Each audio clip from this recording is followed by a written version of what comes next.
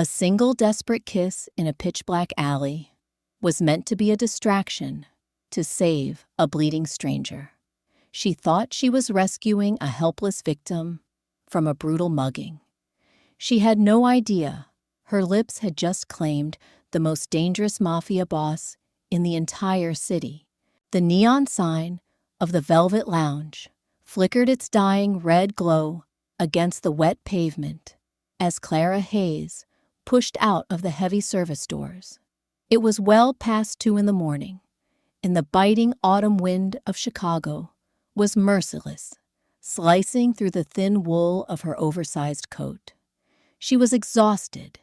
Her feet ached from a 10-hour shift of mixing drinks for arrogant corporate climbers and dodging wandering hands, but the tight wad of cash in her pocket was the only thing keeping her mother's medical bills from drowning them completely. Clara pulled her collar up, burying her chin into her thick, hand-knitted burgundy scarf. The fastest way to the subway station was through Miller's Alley, a narrow, claustrophobic corridor of brick and rusted fire escapes that smelled perpetually of damp cardboard and stale rain. She usually avoided it, but tonight the cold was too bitter, and the promise of her warm, cramped apartment was too tempting. She was halfway down the dark passage when the sound of a heavy thud echoed off the brick walls, followed by a sharp, muffled groan. Clara froze. Her heart slammed against her ribs as she pressed her back against the freezing brickwork. About 50 feet ahead, illuminated only by the faint yellow beam of a distant street lamp, were 3 figures.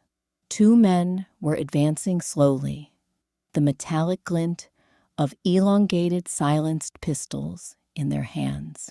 Cornered against the dead-end wall was the 3rd man. Even in the miserable lighting, Clara could tell he didn't belong in this gritty part of the city. He wore a tailored dark charcoal suit that screamed wealth, but his posture was crumpled. One of his hands was pressed hard against his abdomen, dark blood seeping between his fingers, staining his pristine white shirt. Sigh. End of the line. Falcone. One of the armed men sneered, his voice a low, gravelly rasp, carrying over the wind. Carmine sends his regards. Clara couldn't breathe. She was witnessing a murder. Every survival instinct screamed at her to turn around, to run back to the bustling main street and call the police. But as the injured man lifted his head, the dim light caught his features. He had a strong, aristocratic jawline and piercing, unyielding dark eyes that refused to show fear.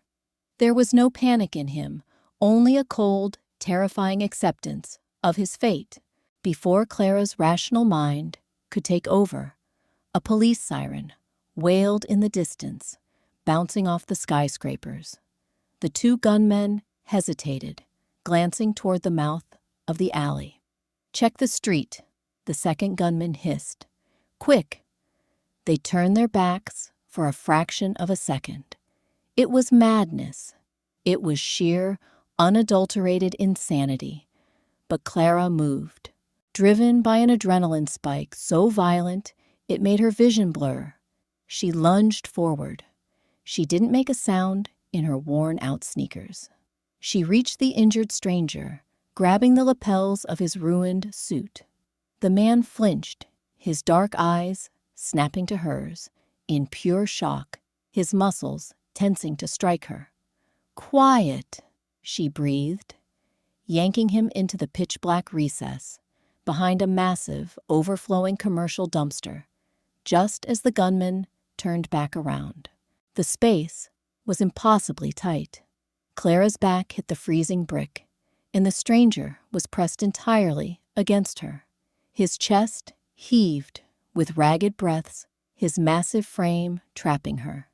He was burning up, radiating heat, and the dizzying scent of copper blood rain and an impossibly expensive bergamot cologne. Footsteps crunched on the gravel. The hitmen were walking right past their hiding spot. The sweep of a heavy flashlight cut through the darkness, inching closer to the gap between the dumpster and the wall. The stranger's breathing was too loud. The jagged hit in his ribs made it impossible for him to suppress his heavy, pained exhalations. In a second, the light would hit them. In a second, they would both be dead. Clara didn't think. She reached up, weaving her fingers into the thick, damp hair at the nape of his neck, and pulled his face down to hers.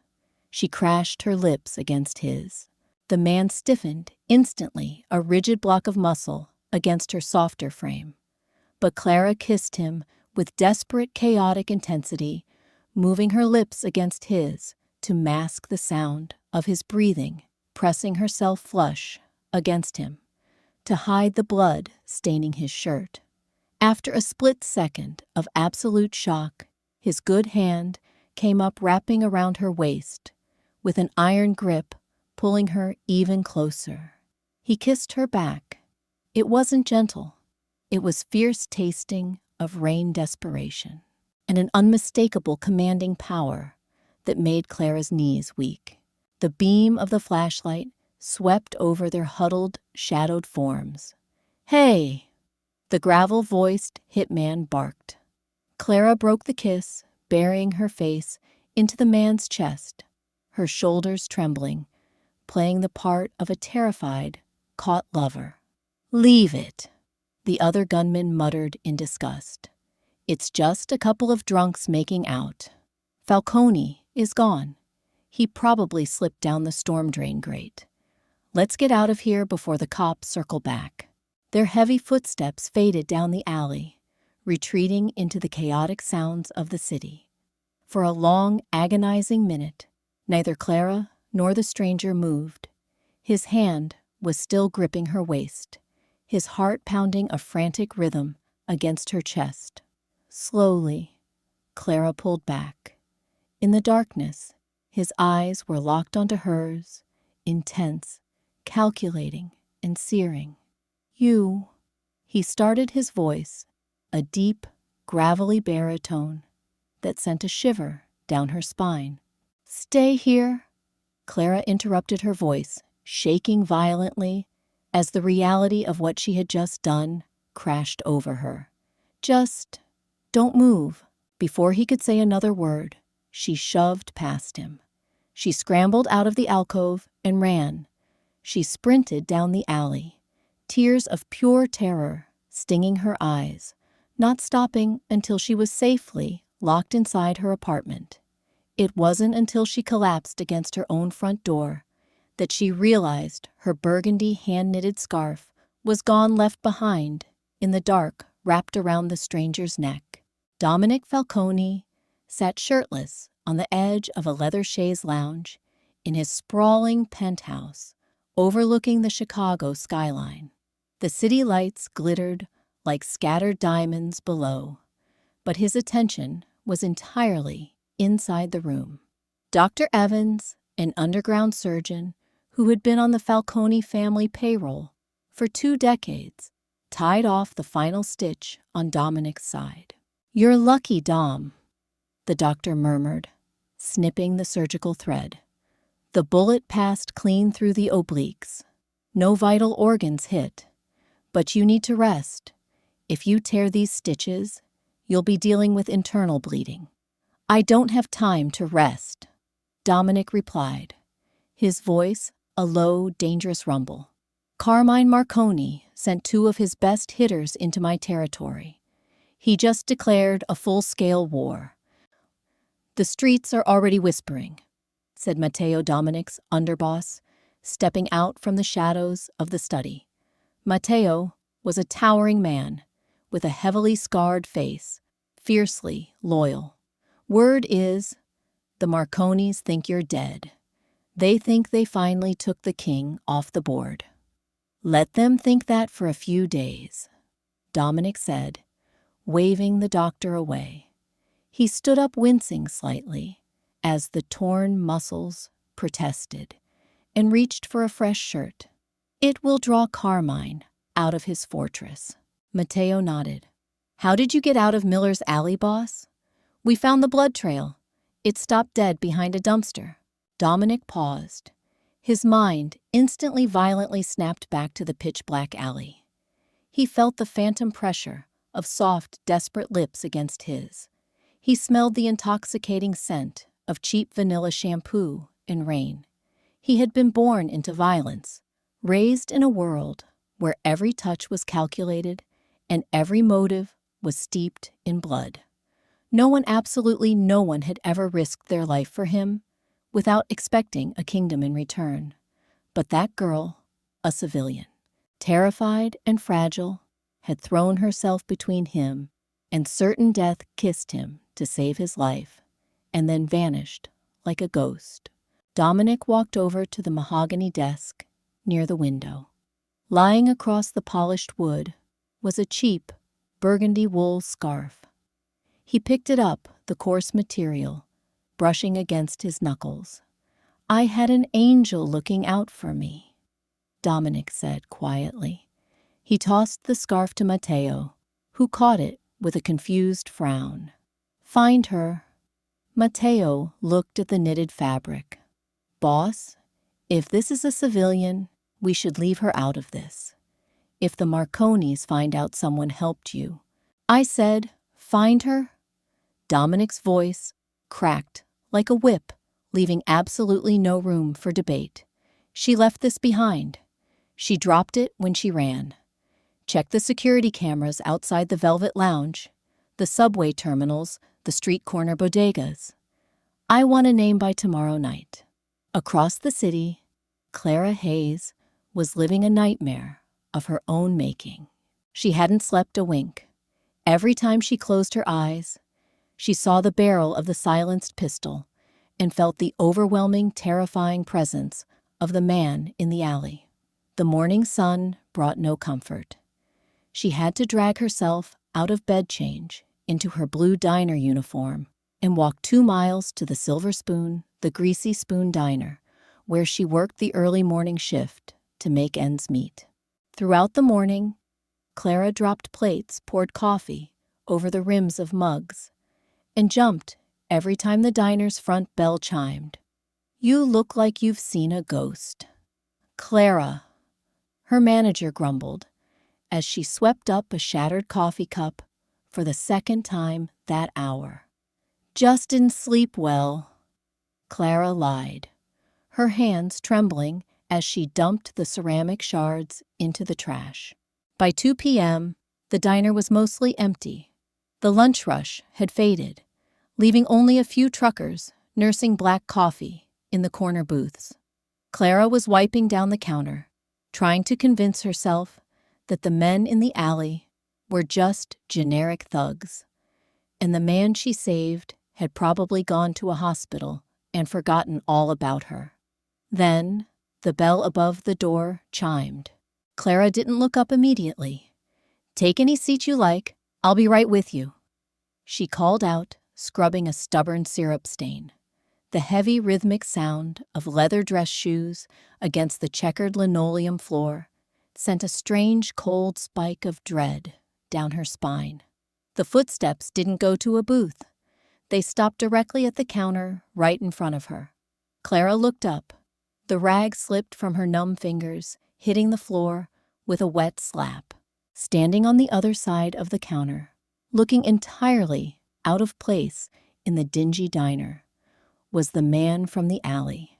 He was wearing a flawless navy blue bespoke suit. His dark hair was perfectly styled, and the brutal aristocratic lines of his face were sharp in the harsh fluorescent lighting. There was no blood, no weakness, only pure, terrifying authority. He looked at her name tag. Clara. The way he said her name made it sound like a claim. Clara backed up until her hips hit the coffee machine. How did you find me? Dominic reached into his coat pocket and slowly pulled out the burgundy scarf, placing it gently on the sticky laminate counter. You drop things when you run. Clara's heart hammered against her ribs. Take it. I don't want anything to do with you. You're alive, that's great. Please, just leave. I won't tell the police anything. I know you won't, Dominic said, smoothly, leaning forward, his dark eyes locking onto hers with a predatory focus. Because the men looking for me aren't the police, Clara. They are a rival family. And unfortunately, one of their spotters caught you on a street camera running away from my exact location last night. Clara's breath hitched. What? Before Dominic could explain, the glass front door of the diner violently swung open. 3 men in heavy leather jackets walked in. They didn't look like truckers. They looked like predators, and their hands were resting suspiciously near their waistbands. Dominic didn't even turn his head to look at them.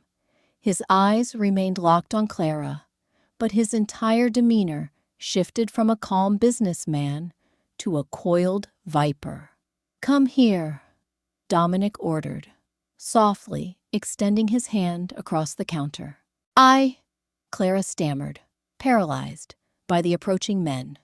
Clara, Dominic's voice deepened, holding a lethal promise. Take my hand. Now. The air in the diner thickened, the silence stretching so taut it felt like a physical weight. Clara stared at Dominic's extended, perfectly manicured hand. The 3 men in leather jackets fanned out their boots, crunching on the stray glass from the coffee cup Clara had broken earlier. Hey, princess. The lead thug sneered, his hand dipping inside his jacket. Step away from the counter. Clara didn't hesitate anymore. She slammed her hand into Dominic's. With a terrifying, effortless surge of strength, Dominic yanked her forward. Clara vaulted over the low counter, just as the deafening crack of a gunshot shattered the diner's front window. A bullet punched through the coffee machine, right where her chest had been a millisecond before sending a geyser of scalding water and steam hissing into the air. Dominic shoved her to the greasy linoleum floor, shielding her body with his own. Before Clara could even scream, the Mafia boss drew a sleek, matte black handgun from his shoulder holster. He didn't blind fire. He moved with chilling, calculated precision. 2 suppressed puffs echoed beneath the roar of the thug's weapons. The sound of heavy bodies hitting the floor followed instantly. Move!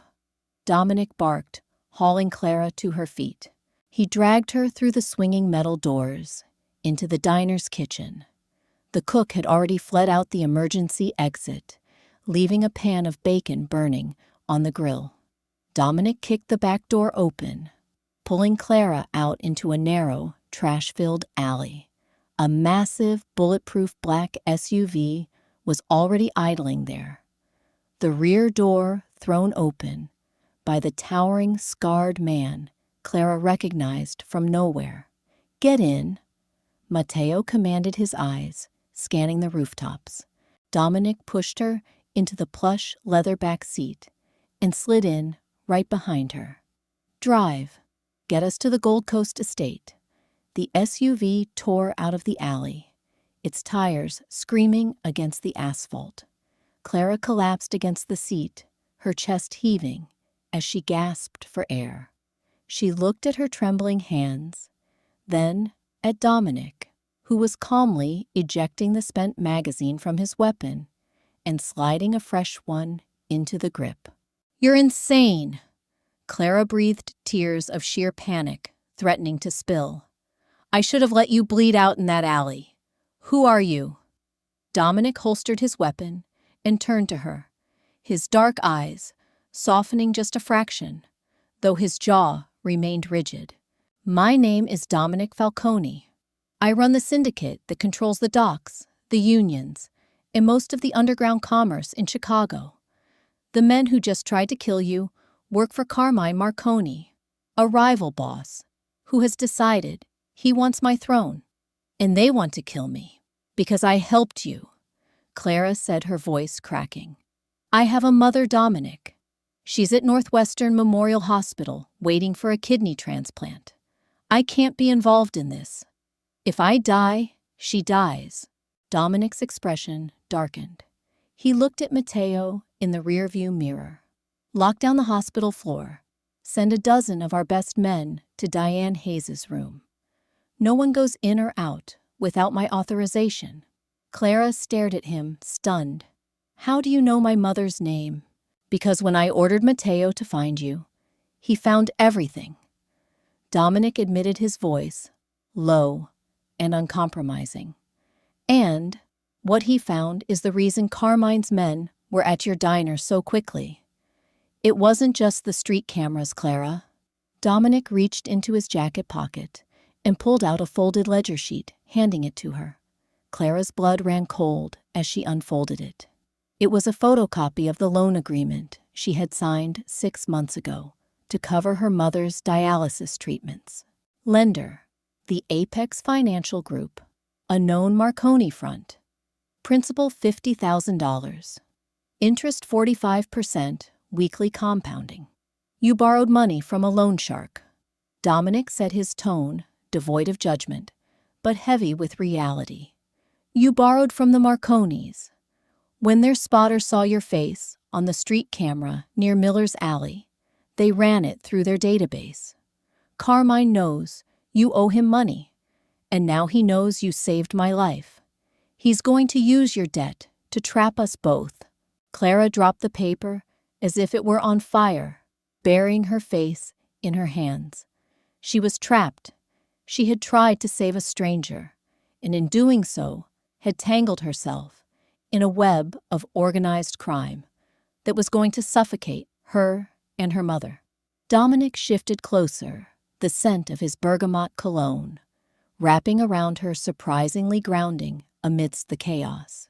He reached out his large, warm hand, gently gripping her chin, forcing her to look up into his fierce, unyielding gaze. Listen to me, Dominic commanded softly. I protect what is mine. You saved my life, Clara. That makes you under my protection. Carmine Marconi will never touch you, and he will never touch your mother. I am going to wipe his entire bloodline off the map before the sun rises tomorrow. The Falcone estate in the Gold Coast was a fortress of limestone and wrought iron, surrounded by a heavy security detail. Clara was placed in a lavish guest suite, but the luxury felt like a gilded cage. Every time she closed her eyes, she saw the gunman in the diner. By midnight, the tension in the house was suffocating. Clara crept out of her room, walking silently down the grand marble staircase. She found Dominic in his sprawling study, standing over a mahogany table covered in blueprints and maps of the city. Matteo and 3 other heavily armed lieutenants were grouped around him. Carmine is fortified at the West Loop shipping warehouse, Matteo was saying, pointing to a blueprint. But it's a trap, boss. He knows we know he's there. He's got 50 men waiting in the rafters with automatic weapons. If we breach the doors, it's a suicide mission. He thinks I'll strike blindly because he threatened the girl. Dominic mused, his eyes cold and calculating. He thinks I care more about revenge than strategy. Do you? Clara asked, stepping into the dim light of the study. The lieutenant stiffened, turning to her, but Dominic merely held up a hand, dismissing them. Matteo and the guards silently filed out of the room, closing the heavy oak doors behind them. You should be sleeping, Dominic said, walking over to a crystal decanter and pouring 2 glasses of amber liquid. How am I supposed to sleep? Clara demanded, wrapping her arms around herself. Your men said it's a suicide mission. If you go there, you die. And if you die, Carmine will come for me and my mother anyway. I should just turn myself in. I owe him the money. If I surrender, maybe he'll leave you alone. Dominic froze. Slowly, he set the glasses down and crossed the room, stopping inches away from her. The sheer, overwhelming dominance radiating from him made Clara's breath hitch.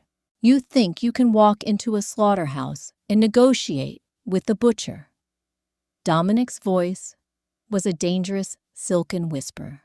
He stepped closer, backing her up against the edge of the heavy desk. You think I would let you sacrifice yourself for me after you pulled me into the shadows and risked a bullet to keep me breathing? He reached out his hands, gripping her waist, just as they had in the alley firm, possessive and inescapable. You don't understand how my world works, Clara. Carmine doesn't want your money. He wants my head, and he wants to use your suffering to get it. But he made a fatal miscalculation. What miscalculation? Clara whispered, staring up at his striking features. He assumed I play by the rules. Dominic replied, a ruthless smirk playing on his lips. At 2 a.m., Carmine Marconi sat in his fortified office above the West Loop warehouse floor, smoking a cigar and waiting for the security alarms to blare. He expected a massive frontal assault. He expected Dominic Falcone to kick down the doors with blazing guns. Instead, Carmine's phone rang. Carmine. Dominic's deep voice echoed through the speaker. Falcone. Carmine chuckled, gripping his cigar. You're a dead man walking. I'm surprised you haven't shown up to play the hero for the little waitress yet. I'm not at the warehouse, Carmine, Dominic said smoothly. Check your perimeter. Carmine frowned, gesturing for his right-hand man to check the security feeds. The monitor flickered on. There were no Falcone soldiers outside the warehouse. Instead, there were 5 unmarked heavy-duty armored trucks blocking every exit, and stepping out of those trucks were not Mafia hitmen, but heavily armed federal tactical teams. SWAT units were hooking chains to the warehouse doors. You called the feds, Carmine roared, dropping his cigar. You broke the code. I bought the chief of police 3 years ago. Dominic's voice dripped with ice. They aren't there to arrest you, Carmine. They are there to seize the $60 million of illegal arms you have stockpiled in the basement. Your men won't shoot at federal agents, and you are entirely surrounded. You bastard! Carmine screamed, as the sound of flashbang grenades shattered the warehouse windows. The debt Clara Hayes owed you is null and void, Dominic stated calmly over the sounds of the raid. And if you ever breathe her name again, the feds will be the least of your worries. Enjoy federal prison. The line went dead. Back at the estate, Clara sat in the study, listening to the police scanner Dominic had turned on. When the news of the massive Marconi bust came over the radio, a heavy, disbelieving breath escaped her lungs. It was over. Carmine was ruined, not by a mob war, but by a masterstroke of strategy. Dominic walked back into the study, stripping off his suit jacket. He looked exhausted, but victorious. Your mother's hospital bills are paid in full, Dominic said, walking toward her. The Apex financial loan is erased. Carmine's empire is currently being dismantled by the FBI. You're safe, Clara. You're free to go back to your life. Clara looked at the door, then back at the man who had just burned down half the city's underworld to protect her. She remembered the fierce, desperate kiss in the alley, the terrifying spark that had ignited this entire war. She didn't move toward the door. Instead, she took a step toward him. What if I don't want to go back to my old life? She asked quietly. Dominic's eyes flared with a sudden, possessive heat. He crossed the distance between them in 2 massive strides, wrapping his arms around her and pulling her flush against his chest. "Then you stay," he murmured, his voice a low rumble against her lips, "and you rule it with me." This time, when he kissed her, there was no hiding, no fear, and no darkness. It was a promise of absolute devotion from a king who had finally found his queen. What a breathtaking finale. Clara risked it all to save a stranger, and in return, gained the heart of Chicago's most dangerous kingpin.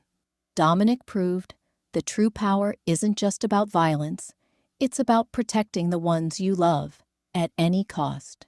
Did you expect that brilliant, tactical twist with the feds? Drop a like if you loved Dominic and Clara's story. Share this thrilling romance with your friends. And subscribe for more intense, heart-pounding mafia dramas. Leave a comment below on what trope we should cover next.